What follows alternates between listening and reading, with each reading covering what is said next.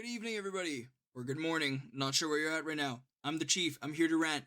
You're here to listen. So sit down, relax, and enjoy this rant about Rudy Gobert. Yes, today we are ranting about Rudy Gobert. All right, this man. Okay, this is the guy that touched the mics, before the pandemic and all that, and said they didn't have COVID. This is the dude. This is him, Rudy Gobert. That's what we're talking about. So this guy claims him or me. Okay, him or me, and him referring to Donovan Mitchell. And I just don't understand this this claim or whatever you want to call it from Gobert. I'm astonished that they even let him speak because he has no place to speak. Rudy Gobert is the most undeserving superstar. Like the tag superstar in Gobert's name is bullshit. Okay? If I'm 7 foot something, I'm wrecking him in a 1v1. And if he's listening right now, then Rudy, if there was ever a way for me to get 7 feet plus tall, then I would literally beat you in 1v1. And you're damn lucky there isn't, because I know you're scared, boy. Because you are a bum, okay? You can't even shoot. Your freaking range is the what do you call it? That's the semicircle right under the hoop. Whatever you call that thing, the restricted area. That's his range, is the freaking restricted area, guys. I mean, come on, the guy sucks. Seriously, every time I watch him play, all he does is block one shot a game. They're, oh, Rudy Gobert, oh, he's such a great defender. Oh yeah, Rudy Gobert in the paint, so sure that he's gonna defend every shot. But it's just such bullshit. I don't understand. Every time he's just hyped up. They just gas him up during every single game, and he does nothing, bro. The guy will end the game with 4 points, 2 assists, and I don't know, 10 fucking rebounds. And for a guy that's that tall and he's a rebound machine, trust me, guys, I had him in fantasy last year. He got me so many points off rebounds, but the guy got no points, man. If this dude got at least 12, 13, 14 points a game, whatever, and he got I don't know, 5 assists. Let's just put him aside, DeAndre Ayton, and Karl Anthony Towns, Embiid, guys like that, it's just his game doesn't transcend into the prototypical center. I just don't get it with Gobert. It's almost he's a blast from the past type center, the guy that's just has no range, and the problem is with this dude is that he actually blows the layups. If he's under the hoop and he's shooting, dude, he'll blow the layup, man. He'll actually miss it and rim out or some shit. And it's what are you even doing on the court then? Other than blocking one shot a quarter, what are you even doing? Seriously, other than that, he just forces guys out of the paint. But dude, it doesn't even matter. You can force guys out of the paint, but it's bruh, if you're playing center on center, one-on-one matchup with Karl Anthony Towns or Embiid, bro, they don't give a fuck. They literally pull up a three and cash it in. You know what I mean? They won't attack Gobert. They'll just literally avoid him. It's like guarding Ben Simmons. We all saw when LeBron guarded Ben Simmons, he just let him shoot a 3-pointer. It's just catered to his weakness. You know what I mean?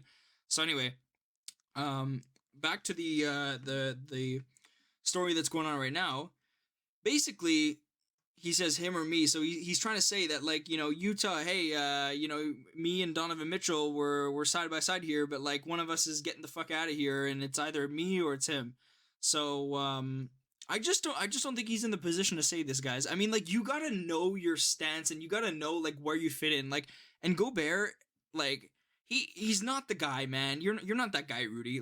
Seriously, you think you can come up and tell the front office and say hey, I'm so good that I'm gonna give you an ultimatum, I'm gonna be the one to tell you what you're gonna do. Fuck off, man. If I was the owner of the Jazz, I would literally say, okay, yeah, him or me, I'll trade you, Gobert. Sure, no problem. That's what you want. Fuck. It's basically he's going out there asking for a trade for himself.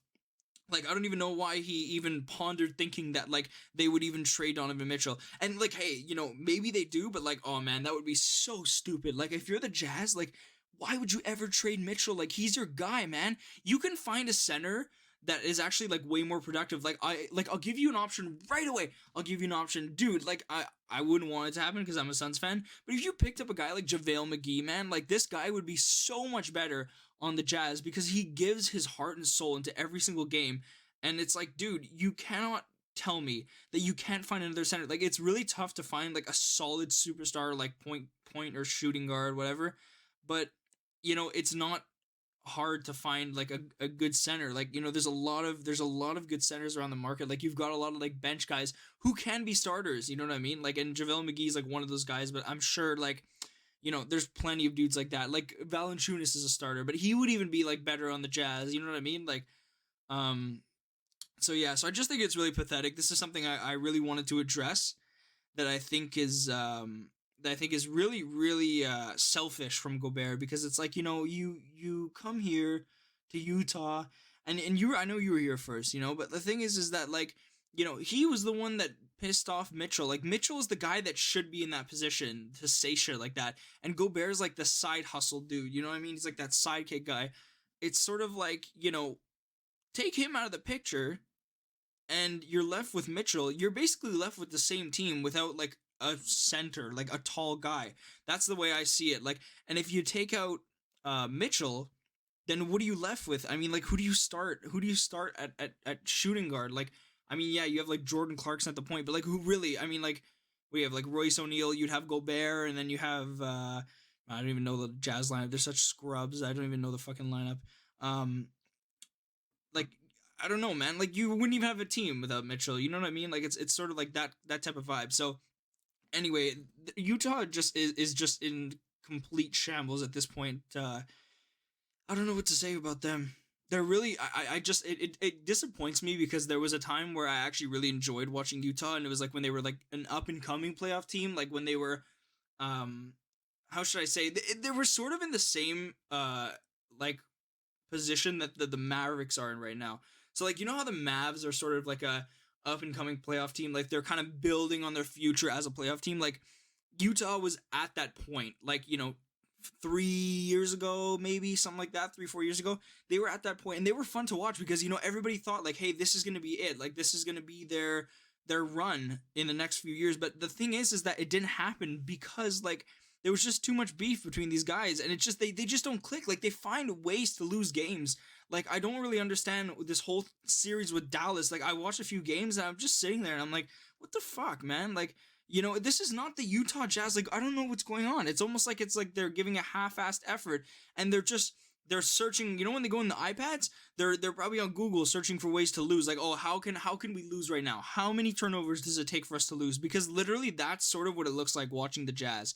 It's so ridiculous. Like it just pisses me off, because it's like, this is a team that should be like, in the West Finals. Like, guys, come on. Like, I mean, maybe not over the Suns and the Grizzlies, but like maybe last year they had the best record, and then they just crumble to the Clippers without Kawhi Leonard. Like, what the heck is that? Like, that should never happen. It should have been Suns Jazz Western Conference Finals last year.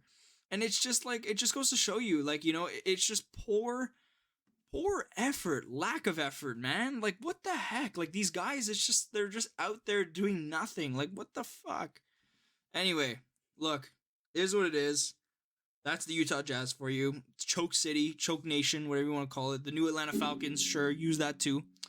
Anyway, I hope you guys enjoyed the rant. That's it for today. I just wanted to do this a little bit, shorter than the usual, but you know what? I hope you enjoyed nonetheless. And I'll see you next time for the next rant. Chief out, baby.